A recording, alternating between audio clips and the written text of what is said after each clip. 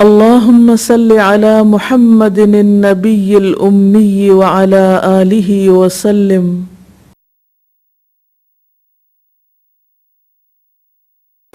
السلام علیکم ورحمۃ اللہ وبرکاتہ. نحمده ونصلي على رسوله الكريم. اما بعد فاعوذ باللہ من الشیطان الرجیم. بسم اللہ الرحمن الرحیم. عن سلمان بن عامر الضبی قال قال رسول اللہ صلی اللہ علیہ وسلم الصدقة على المسكين صدقة وعلى ذي القرابة اثنتان صدقة وصلة. رواہ ابن ماجہ. سیدنا سلمان بن عامر الضبی رضی اللہ عنہ سے روایت ہے کہ رسول اللہ صلی اللہ علیہ وسلم نے فرمایا، مسکین کو صدقہ کرنے کا اجر ایک صدقے کا ہے اور رشتہ دار پر صدقہ کا اجر دگنا ہے، ایک صدقہ کا اور ایک صلہ رحمی کا. اس حدیث کی روح سے ہمیں یہ بات معلوم ہوتی ہے کہ صدقہ کس کو دیا جائے تو زیادہ اجر و ثواب کا باعث ہے. صدقہ کا لفظ صاد دال قاف سے نکلا ہے. صدقہ کا معنی ہوتا ہے سچ کہنا. انسان جب اللہ کے راستے میں بے غرض ہو کر کوئی چیز خرچ کرتا ہے تو دراصل وہ اپنے ایمان کی تصدیق کرتا ہے. اس نے جو کہا ہوتا ہے کہ میں اللہ کو مانتا ہوں اور میں یوم آخرت کو مانتا ہوں، تو وہ اس بات کی سچائی کو ثابت کرتا ہے کہ واقعی وہ اللہ کی رضا کے لیے کام کر رہا ہے اور اس کام کا صلہ وہ آخرت میں چاہتا ہے. ہمارے ہاں عام طور پر یہ تصور پایا جاتا ہے کہ صدقے کے مستحق صرف مسکین یا فقیر لوگ ہوتے ہیں کہ جن کو کچھ دیا جا سکتا ہے. ان کے علاوہ کسی اور پر خرچ کرنا شاید صدقہ شمار نہیں ہوتا، یا دوسرے لفظوں میں نیکی شمار نہیں ہوتا. بات پھر نیت کی ہے. اگر آپ نے کچھ مال اس لیے مخصوص کیا ہے کہ وہ آپ صرف بھوکے کو کھانا کھلانے کے لیے استعمال کریں گے یا کسی غریب اور فقیر کو دیں گے، تو آپ کی نیت کے مطابق یا آپ کے ارادے کے مطابق پھر وہ مال اسی تک جانا چاہیے. لیکن اگر آپ صرف اللہ کی رضا کی خاطر کسی انسان کی بھلائی کے لیے کسی بھی نیکی کے کام میں خرچ کرتے ہیں تو اس پر بھی یقیناً اجر ہے. یعنی یہاں پھر یہ بتایا جا رہا ہے کہ صرف غریب اور مسکین اور فقیر کو دینا ہی باعث اجر نہیں، بلکہ اس کے برعکس دوسرے کاموں میں خرچ کرنے پر بھی ثواب ملتا ہے. اور نہ صرف یہ کہ ایک گنا بلکہ بعضوں کا دگنا ثواب بھی ملتا ہے، اور اس میں خصوصی طور پر رشتہ داروں پر خرچ کرنے کا، کیونکہ عموماً رشتہ داروں کو دینا زیادہ مشکل کام ہوتا ہے. غریب مسکین کو تو ہم اس کی ایک ضرورت کو سامنے رکھتے ہوئے کچھ دے دیتے ہیں، اور بعض اوقات ہمارے دل میں رحم کے جذبات ہوتے ہیں یا ہم کسی پر مہربان ہونا چاہتے ہیں، اور بعض اوقات ہم اس کی اصل حقیقت جانتے بھی نہیں ہوتے، تو ہمارے لیے دینا مشکل نہیں ہوتا. ہم وقتی کسی منظر سے یا جذبات سے مغلوب ہو کر دوسرے کے ساتھ ایک بھلائی کر دیتے ہیں. رشتہ داروں کے حال احوال عام طور پر ہمیں معلوم ہوتے ہیں، اور بعض اوقات ان کی طرف سے ہمیں ایسی باتیں سننے کو ملتی ہیں یا ایسا رویہ دیکھنے کو ملتا ہے کہ جو ہمارے لیے تکلیف دہ ہوتا ہے. ایسے میں پھر انسان نیکی کا ہاتھ آگے بڑھاتے ہوئے اس کے اندر ایک بخل یا شح کی کیفیت ہوتی ہے یا دل کی تنگی موجود ہوتی ہے. اسی لیے رشتہ دار کو دینے کی طرف یہاں توجہ دلائی گئی کہ جب تم اللہ کی رضا کی خاطر رشتہ دار پر خرچ کرو گے تو تمہیں اس کا دگنا اجر دیا جائے گا. صدقہ تو صدقہ ہوگا ہی، لیکن اس کے ساتھ ساتھ صلہ رحمی کا بھی. اور آپ جانتے ہیں کہ صلہ رحمی ہمارے دین میں بہت ہی اعلیٰ درجے کے کاموں میں سے. صلہ رحمی کا مطلب کیا ہے؟ رشتوں کو جوڑنا. تو رشتوں کو جوڑنے کے لیے ظاہر ہے کہ آپ کچھ کوشش کریں گے، اور انہی کوششوں میں سے ایک کوشش کیا ہے کہ آپ ان پر اپنا مال خرچ کریں، خاص طور پر جب وہ ضرورت مند ہو.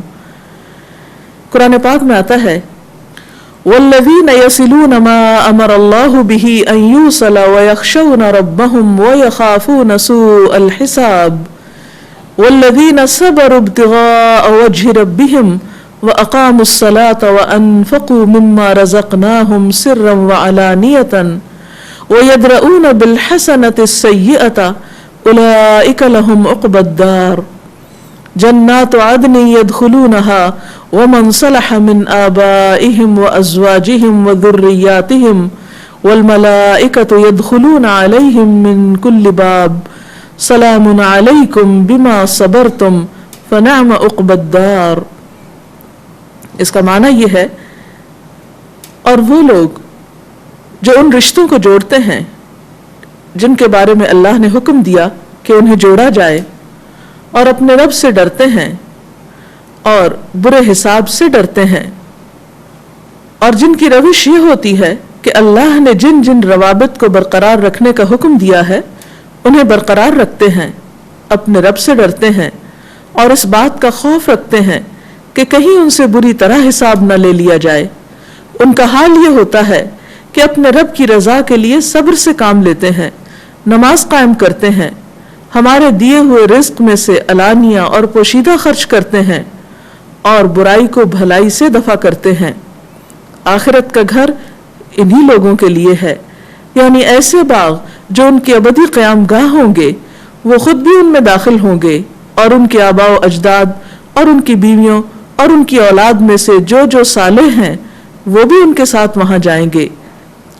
ملائکہ ہر طرف سے ان کے استقبال کے لیے آئیں گے اور ان سے کہیں گے تم پر سلامتی ہے، تم نے دنیا میں جس طرح صبر سے کام لیا اس کی بدولت آج تم اس کے مستحق ہوئے ہو، بس کیا ہی خوب ہے یہ آخرت کا گھر۔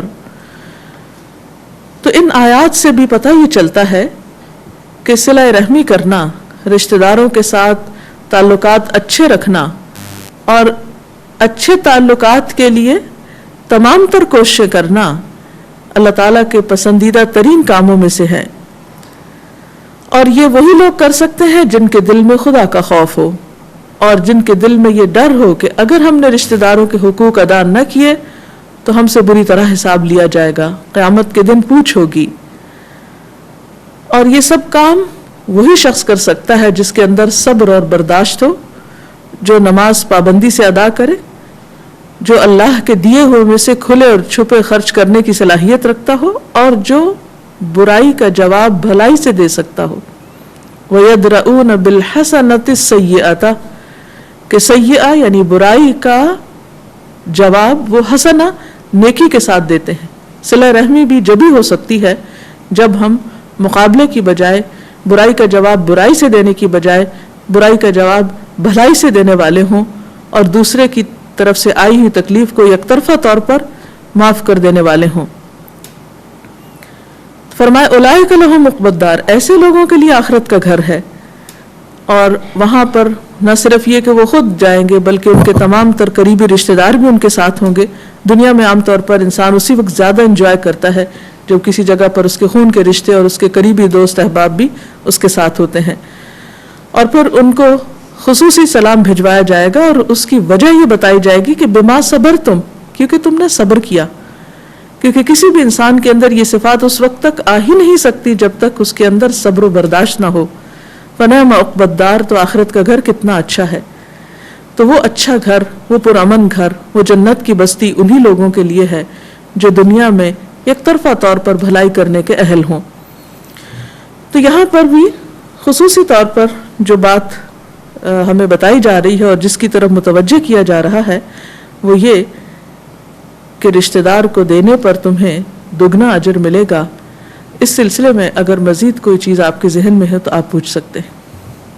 اس میں یہ فرمائیے گا کہ بعض اوقات ہم رشتہ داروں کو تو دیتے ہیں، لیکن اس میں پھر ہمارا رویہ ان کے ساتھ کچھ بہت مناسب نہیں رہتا ہے۔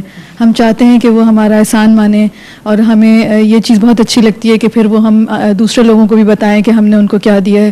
تو کیا رشتہ داروں کو دینے میں ہمارا رویہ میٹر کرتا ہے کہ ہم نے ان کو ایک چیز دی تو ہے، لیکن اس کے ساتھ پھر ہمارا رویہ ان کے ساتھ کیا ہے، یا ہمارے دل میں کیا جذبات ہیں، کیا یہ چیز میٹر کرتی ہے؟ جی ہاں، آپ نے بہت اچھی چیز کی طرف توجہ دلائی ہے۔ عام طور پر ہم ایک نیکی تو کر رہے ہوتے ہیں، لیکن اس کے ساتھ ساتھ ایسے کام بھی کرتے ہیں جس سے اس نیکی کا صفایا ہوتا چلا جائے۔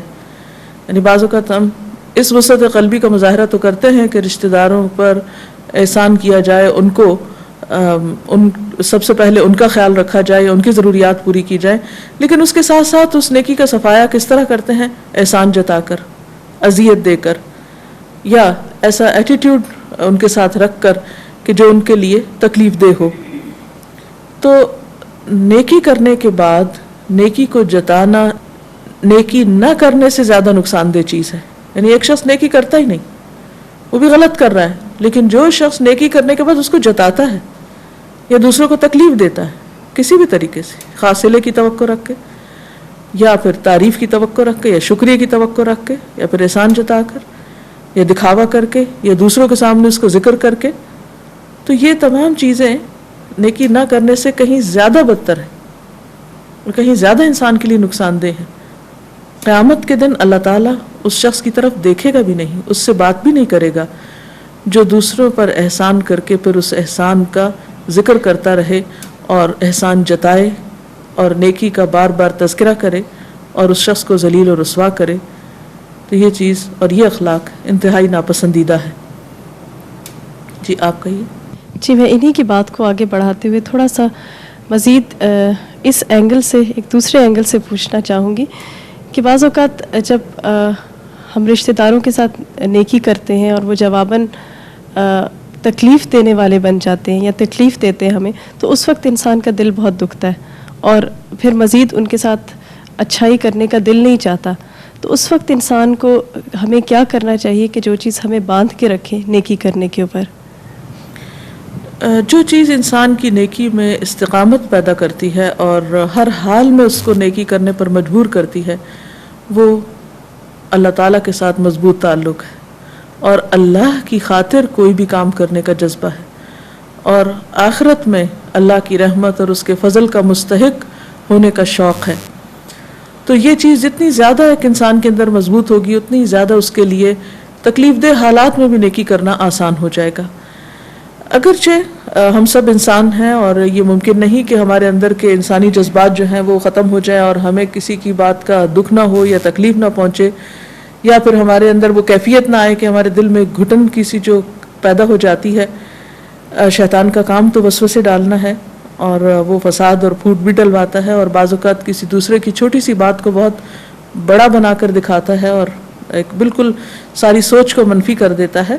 لیکن اصل میں ہمارا امتحان بھی پھر یہی ہے کہ وقتی طور پر اگر ہم اس کے ڈالے ہوئے وسوسوں اور گندگی سے کچھ مغلوب ہو بھی جائیں تو اس کیفیت کو زیادہ دیر تک اپنے اوپر طاری نہ رہنے دیں، فوراً پلٹ آئیں، اللہ تعالیٰ سے مدد مانگیں، اللہ تعالیٰ کی طرف رجوع کریں، تو یقیناً اللہ سبحانہ وتعالیٰ آپ کی مدد فرمائے گا۔ حدیث میں آتا ہے من یتصبر یصبرہ اللہ، جو صبر کرنا چاہے گا اللہ اس کو صبر دے گا۔ اور یہ صبر کسی جنگ یا کسی تکلیف کے موقع پر ہی نہیں، بلکہ یہ صبر عام روزمرہ زندگی میں انسانوں کے مابین ہونے والے جو معاملات ہیں یا جو تکلیف دہ رویے ہیں ان میں بھی ضروری ہے۔ یہ بات بھی ہمیں یاد رہنی چاہیے کہ ہم ذرے برابر بھی کوئی نیکی کرتے ہیں تو اللہ تعالیٰ کی نگاہ میں ہوتی ہے۔ قرآن پاک میں اللہ تعالیٰ فرماتے ہیں وَمَن يَعْمَلْ مِثْقَالَ ذَرَّةٍ خَيْرًا يَرَهُ، جو ذرے کے برابر بھی کوئی اچھا کام کرے گا وہ اس کو دیکھ لے گا، یعنی قیامت کے دن اس کی نیکی اس کے سامنے آ جائے گی۔ ایک اور جگہ پر اللہ تعالیٰ فرماتے ہیں وَمَا تَفْعَلُوا مِنْ خَيْرٍ يَعْلَمْهُ اللَّهُ، نیکی کا کوئی بھی کام جو تم کرتے ہو اللہ اس کو جانتا ہے، یعنی وہ سب کچھ اس کی نگاہ میں ہے۔ تو جب ایک انسان اللہ کے سامنے سچا ہو جاتا ہے اور اس کو یہ یقین ہو جاتا ہے کہ میرا رب مجھے دیکھ رہا ہے اور قیامت کے دن میری یہ نیکی میرے سامنے آ جائے گی، تو پھر اس کو اس چیز کا ملال نہیں رہتا کہ اس کے رشتہ دار جواباً اس کے لیے کیا طرز عمل اختیار کرتے ہیں۔ احسان کا بدلہ احسان میں دیتے ہیں، جیسے کہ قرآن پاک میں بھی آتا ہے حل جزاء الاحسان الا الاحسان، یا پھر یہ کہ احسان کے بدلے میں ظلم کرتے ہیں۔ جی آپ کچھ کہیے۔ ایک اور پہلو پر میں چاہوں گی کہ آپ روشنی ڈالیے، وہ یہ کہ اس میں دینے کا ذکر آیا ہے، صدقہ کرنے کا، تو کیا صدقہ کرنے میں یا رشتہ داروں کو دینے میں صرف مال ہی ہے یا اس کے علاوہ اور بھی کچھ دینا ہے؟ جیسے کہ آپ جانتے ہیں کہ صدقہ صرف مال ہی کا نہیں ہوتا، صدقے کی کئی اقسام ہو سکتی ہیں، اور یہ چیز صرف دوسرے لوگوں کے ساتھ معاملہ کرتے ہوئے نہیں بلکہ رشتہ داروں کے ساتھ معاملہ کرتے ہوئے بھی مد نظر رہنی چاہیے کہ رشتہ داروں کے ساتھ خیر و بھلائی مال خرچ کرنے کے علاوہ ان پر ان کے ساتھ اچھے معاملے، اچھے سلوک اور اچھے طرز عمل کی شکل میں بھی ہو سکتی ہے.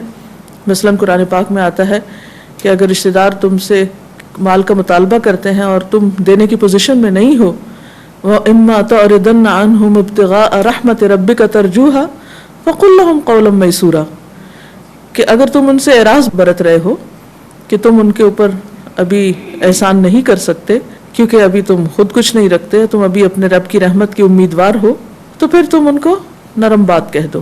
تو اچھی گفتگو کرنا، پھر اسی طرح ان کی مختلف مشکلات یا مسائل یا الجھنوں میں ان کو مدد دینا.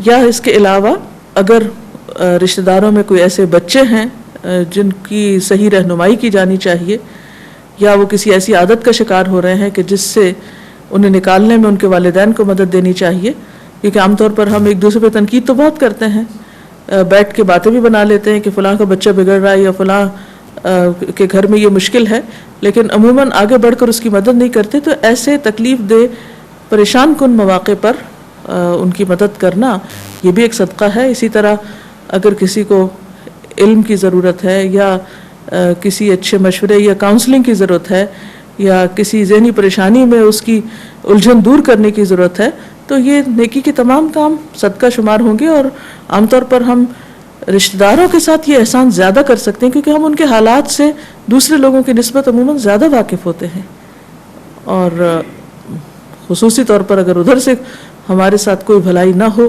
تو ایک طرفہ طور پر بھلائی کرنا اور زیادہ اجر و ثواب کا باعث بنتا ہے. میں پوچھنا چاہوں گی کہ رشتہ داروں سے مراد کون ہے، یعنی رشتہ داروں میں پھر کون کون لوگ آتے ہیں، یعنی کلوز ریلیٹیوز بھی اس میں شامل ہیں یا نہیں؟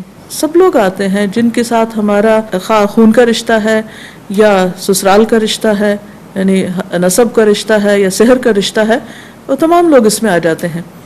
اور سب سے پہلے تو بالکل کلوز رشتے آتے ہیں. مثلاً شوہر کا اپنی بیوی پر خرچ کرنا، اس کو بھی صدقہ کہا گیا. حدیث میں آتا ہے کہ ایک شوہر جب اپنی بیوی کو کھلاتا ہے تو وہ کھلانا بھی اس کے لیے صدقہ بن جاتا ہے. پھر اسی طرح بیوی اگر کماتی اور وہ بچوں پہ خرچ کرتی تو وہ اور زیادہ اجر و ثواب کا باعث ہے، کیونکہ شوہر پہ تو پھر فرض ہے، اس کو فرض کی ادائیگی کا ثواب مل رہا ہے، لیکن بیوی پر کمانا فرض نہیں ہے. ایک عورت کی ذمہ داری نہیں ہے کہ وہ شوہر پہ خرچ کرے یا بچوں پہ خرچ کرے یا خاندان پہ خرچ کرے، لیکن وہ اگر اپنے ہاتھ کی محنت سے کمائی کے بعد وہ اپنے خاندان پر خرچ کرتی ہے تو وہ اس کے لیے بہترین اجر و ثواب کا باعث ہے. اور اس میں ہمیں ایک حدیث بھی ملتی ہے کہ حضرت زینب جو حضرت عبداللہ بن مسعود کی اہلیہ تھیں، وہ اپنے شوہر پر اور بچوں پر خرچ کرتی تھی کیونکہ ان کے شوہر کے پاس کوئی ایسا کام نہیں تھا. تو ایک مرتبہ انہوں نے صدقے کے بارے میں کچھ بات سنی تو کہنے لگی کہ اب میں دوسروں پر خرچ کروں گی اور تم لوگوں کو کچھ نہیں دوں کیونکہ تم نے مجھے کہیں اور خرچ کرنے کے قابل نہیں چھوڑا، کیونکہ میرا سب کچھ تمہیں پہ لگ جاتا ہے. تو ان کے شوہر کہنے لگے کہ دیکھو ایسا فیصلہ کرنے سے پہلے اللہ کے رسول صلی اللہ علیہ وسلم سے ضرور مشورہ کر لو.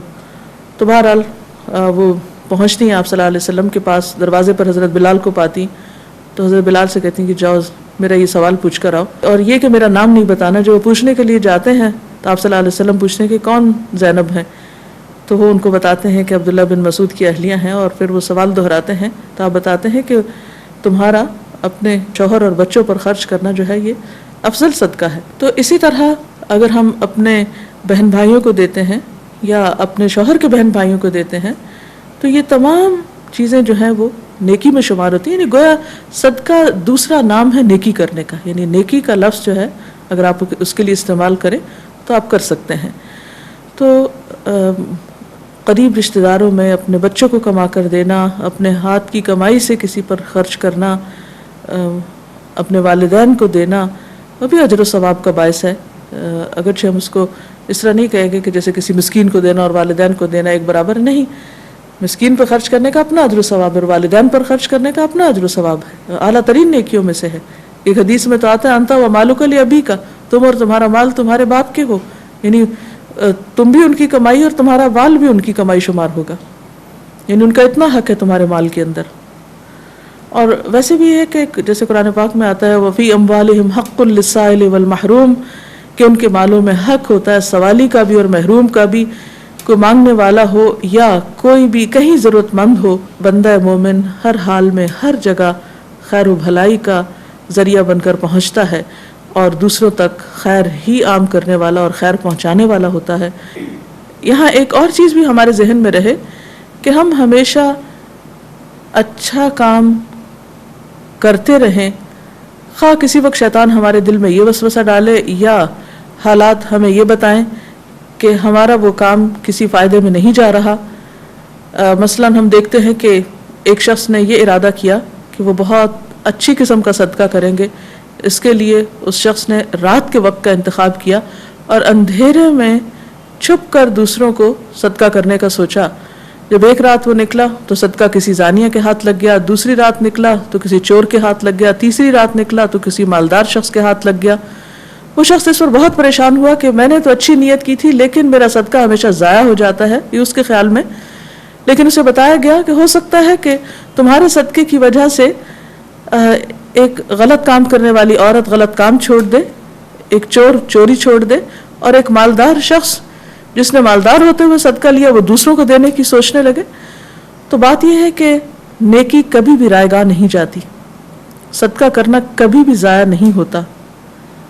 چھوٹی سے چھوٹی نیکی یا بڑے سے بڑی نیکی اگر خلوص نیت کے ساتھ کی گئی ہو تو اللہ تعالیٰ کے ہاں بہترین اجر و ثواب کا باعث بنتی ہے۔ اس لیے ہمیں فکر اس بات کی ہونی چاہیے کہ ہم نیکی کیسے کریں اور کب کریں، اس کی نہیں کہ اس کا نتیجہ کیا نکلتا ہے۔ نتیجہ، جزا اور صلہ، اس کا انحصار اس بات پر ہے کہ ہمارے کام کرنے کے پیچھے نیت کیسی ہے اور ہمارا طریقہ کیا ہے۔ تو دعا ہے کہ اللہ تعالی ہمیں بہترین کاموں کی توفیق عطا فرمائے اور صدقے کی ہر قسم میں کسی نہ کسی طرح ہمارا حصہ ڈل جائے۔ اللہ تعالی ہمیں نیکیوں ہی کے لیے چن لے۔ اس کے ساتھ ہی ہمارے آج کے پروگرام کا وقت اختتام کو پہنچتا ہے۔ اجازت چاہتے ہیں۔ السلام علیکم ورحمۃ اللہ وبرکاتہ۔